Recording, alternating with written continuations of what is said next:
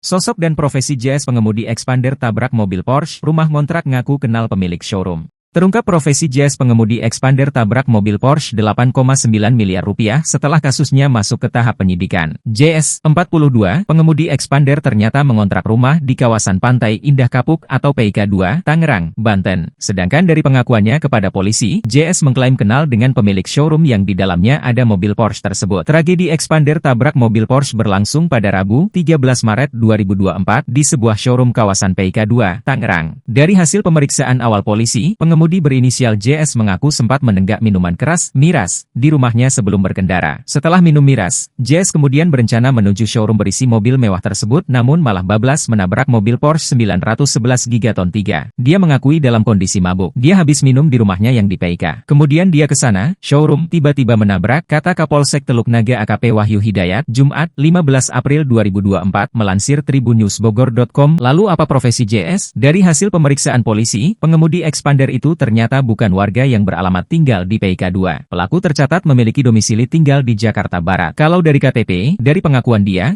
tinggal di Grogol, Jakarta Barat, kata AKP Wahyu Hidayat. Menurut Wahyu, pelaku JS merupakan warga yang mengontrak di kawasan PIK 2. Sedangkan profesi JS adalah wira swasta, namun tidak disebutkan secara spesifik jenis usaha yang dijalankan pelaku. Wahyu Hidayat mempertegas kembali kalau rumah pribadi JS ada di kawasan Grogol, Jakarta Barat. Jadi, yang bersangkutan itu wira swasta, kemudian dia tinggal dan mengontrak di PIK 2 tapi, katanya rumah sendirinya di Grogol, ujar Wahyu Hidayat. Pelaku pun juga mengaku kenal pemilik showroom berisi mobil mewah yang ditabraknya tersebut, namun sementara ini polisi masih mendalami hal itu. Kalau terkait dengan saling kenal, kami masih dalami pemeriksaannya. Kalau dari keterangan sopir, dibilang saling kenal, ujar Wahyu Hidayat. Kini JS pun harus menerima nasib berurusan dengan hukum setelah menabrak mobil Porsche tersebut. Akibat perbuatannya, JS pun sudah ditetapkan sebagai tersangka. Wahyu Hidayat menjelaskan saat ini JS sudah ditahan untuk diperiksa lebih lanjut dalam proses penyidikan. Untuk yang bersangkutan sudah ditetapkan tersangka dan ditahan, ujar Wahyu. Meski begitu, Wahyu menyebut hasil tes urin JS negatif mengonsumsi narkoba. Kami sudah lakukan pemeriksaan dan yang bersangkutan negatif urinenya, tutur Wahyu. Kini penabrak showroom mobil mewah dan kendaraan di dalamnya itu dijerat dengan pasal 200 dan pasal 406